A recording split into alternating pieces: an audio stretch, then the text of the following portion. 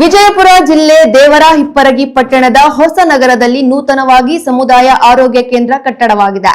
ಕಟ್ಟಡ ಮುಗಿದು 6 ತಿಂಗಳು ಕಳೆದರೂ ಸಹಿತ ಇನ್ನೂವರೆಗೂ ಪ್ರಾರಂಭವಾಗಿಲ್ಲ. ದೇವರಹಿಪ್ಪರಗಿ ಮತಕ್ಷೇತ್ರದ ಶಾಸಕರಾದ ರಾಜುಗೌಡ ಪಾಟೀಲ್ ರವರಿಗೆ ಸುಮಾರು 2 ತಿಂಗಳ ಹಿಂದೆಯೇ ನಮ್ಮ ಕರ್ನಾಟಕ ಸೇನೆಯ ವತಿಯಿಂದ ಮನವಿ ನೀಡಲಾಗಿತ್ತು. ಈ ಮನವಿಗೆ ಇನ್ನೂ ಸ್ಪಂದನೆ ಸಿಕ್ಕಿಲ್ಲ. ತಾಲೂಕಿನ ಸುತ್ತಮುತ್ತಲಿನ ಹಳ್ಳಿಯ ಜನರು ತುರ್ತು ಚಿಕಿತ್ಸೆಗೆ ಬಂದಾಗ ಅವರಿಗೆ ಸರಿಯಾದ ಚಿಕಿತ್ಸೆ ಸಿಗುವುದಿಲ್ಲ. ಕಾರಣ ಚಿಕಿತ್ಸೆಗೆ ಬೇಕಾಗಿರುವ ವಸ್ತುಗಳು ಹಾಗೂ ವೈದ್ಯರ ಕೊರತೆ ಕೂಡ ಇದೆ. ಇಲ್ಲಿ ರಾಷ್ಟ್ರೀಯ ಹೆದ್ದಾರಿ ಕೂಡ ಇದೆ. ಹಲವಾರು ಬಾರಿ ರಸ್ತೆ ಅಪಘಾತವಾದಾಗ ತುರ್ತು ಚಿಕಿತ್ಸೆಗಾಗಿ ಸರ್ಕಾರಿ ಆಸ್ಪತ್ರೆಗೆ ಬಂದಾಗ ವೈದ್ಯರು ಹೇಳೋದು ಒಂದೇ ಮಾತು, ನಮಗೆ ಚಿಕಿತ್ಸೆ ನೀಡೋಕ್ಕಾಗಲ್ಲ, ಯಾಕಂದ್ರೆ ನಮ್ಮ ಹತ್ರ ವೈದ್ಯರ ಕೊರತೆ ಇದೆ ಎಂದು ಹೇಳ್ತಾರೆ. ದೇವರಹಿಪ್ಪರಗಿಯಿಂದ ವಿಜಯಪುರ ಸುಮಾರು 40 ಕಿಲೋಮೀಟರ್ ಇದೆ. ಜಿಲ್ಲಾ ಆಸ್ಪತ್ರೆಗೆ ಹೋಗುವಷ್ಟರಲ್ಲಿ ಎಷ್ಟೋ ಜನ ಪ್ರಾಣವನ್ನ ಕಳೆದುಕೊಂಡಿದ್ದಾರೆ.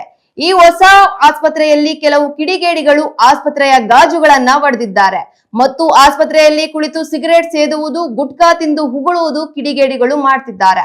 ನಮ್ಮ ಕರ್ನಾಟಕ ಸೇನೆ ವತಿಯಿಂದ ವಿನಂತಿ ಮಾಡಿಕೊಳ್ಳುವುದು ಏನೆಂದರೆ, ಬೇಗ ಸರ್ಕಾರಿ ಆಸ್ಪತ್ರೆ ಪ್ರಾರಂಭಿಸಿ ಬಡ ರೋಗಿಗಳಿಗೆ ಅನುಕೂಲ ಮಾಡಿಕೊಡಬೇಕೆಂದು ಜಿಲ್ಲಾ ಉಸ್ತುವಾರಿ ಸಚಿವರಲ್ಲಿ ಮತ್ತು ಮತಕ್ಷೇತ್ರದ ಶಾಸಕರಲ್ಲಿ ವಿನಂತಿಸಿದ್ದಾರೆ.